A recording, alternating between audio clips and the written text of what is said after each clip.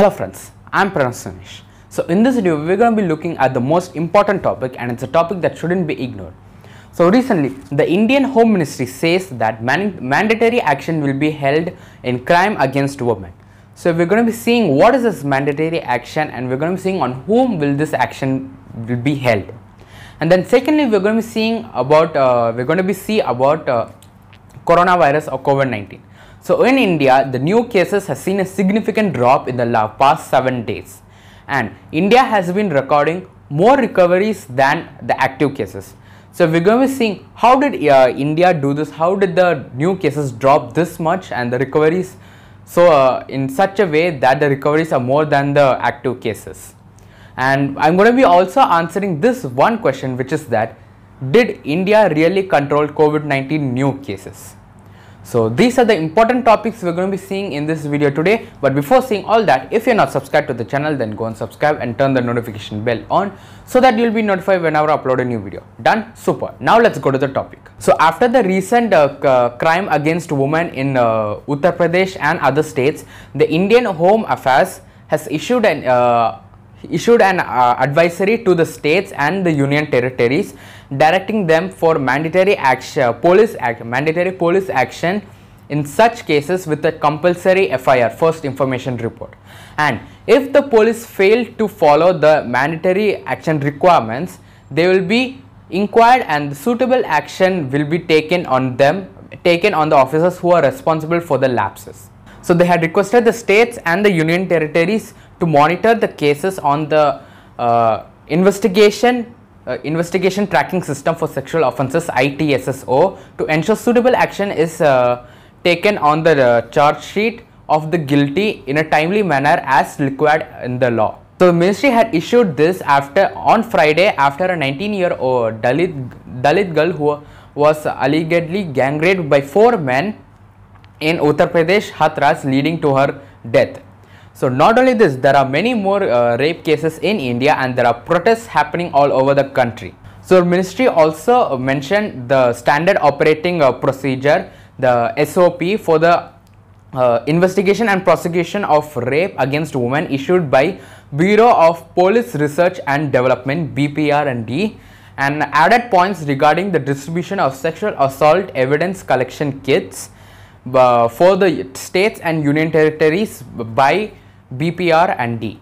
So now on conclusion, the mandatory action is just a small compulsory action that has to be held by the police on the persons who are guilty. And if the officers fail to follow that mandatory action against the person who is guilty, then the action will be held on the officer for that failure. So now let's see about the coronavirus infection in our country. So as I said before, India has been recording more recoveries than the active cases.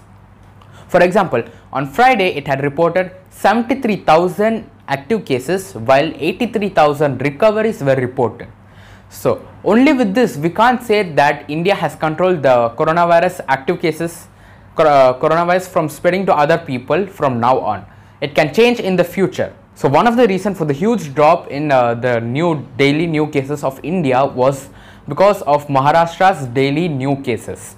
So Maharashtra's daily new cases has reduced to 16,000. In the last 20 days, it had been recorded only 16,000 new cases every day. And Andhra Pradesh, which is the second most affected COVID-19 affected state in India, has been going through the similar kind of decline in new cases every day.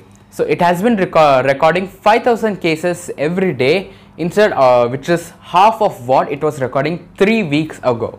And another shocking news is that Kerala, which has been recording so less cases, has now started recording more than 10,000 cases a day. And the Health Ministry of Kerala said that it's the new cases number would reach till 20,000 if it goes like this, and their effort is they are working hard to keep it below 15,000 cases every day. And another reason for why Kerala is reporting this much big cases is because of the land. So Kerala has 38,863 square kilometer. It's only of that size, and 36 million people live in that place, live in that state. So in such a small land, these many people are living. So that's the reason the COVID-19 is spreading so fast, and also people from all over the world, especially Malayalis, are coming back to India after job loss. For example, if you take UAE, many people lost job at the start of the pandemic, and still some of losing job, they're coming back to India. Especially many Malayali people are here in UAE, so most of them are from UAE and they're going back to India. After going there, the population rises more than what it was last year. So because many people from all over the world are coming to their home again. So that's the reason the COVID-19 is spreading very fast in Kerala nowadays. And now, before I end this video, I would like to say a small thing about IPL, Indian Premier League. So as you guys know, IPL has been going on in UAE, United Arab Emirates, in these three Emirates, which are Sharjah, Dubai and Abu Dhabi. Abu Dhabi being the capital of UAE, and then Dubai and Sharjah are other states or Emirates of UAE. So out of all the teams, DC, Delhi Capitals and CSK has been performing very different from what was last year. So DC, which was weak till last year, has been smacking all the teams in its way in this year 2020 IPL. It had reached the first place in the points table till yesterday, when Mumbai Indians defeated DC and threw DC back to the second place, and MI climbing up to the first place in the points table. And on the other hand, CSK has been doing worst out of all teams.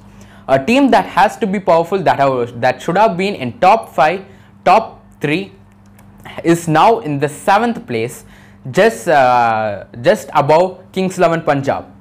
So out of 7 matches, they had won only 2 and lost 5. After winning against Mumbai Indians, they had lost the next 3 matches. After that, they had won against Kings 11 Punjab by 10 wickets, no wickets at all. They had won against Kings 11 Punjab, but after that they lost against KKR and RCB. So this is a very bad time for Chennai Super Kings, because if they have to play on the playoff, then they should have at least 8 wins. So in the next 7 matches, they should win at least 6 matches to reach the playoff. But don't worry, it can change. They can win the next 6 matches. It's just that one of the key players is missing, which is Suresh Raina. And CSK, don't worry, CSK can come back, because if you see in 2010, CSK had the same problem.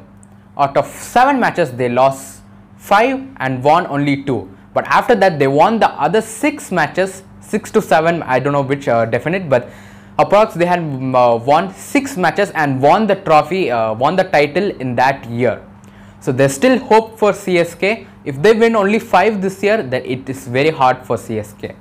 So that's it guys for this video, and if you have any suggestions or any other ideas about this channel, then you can email me at suggestions.2.pranav@gmail.com.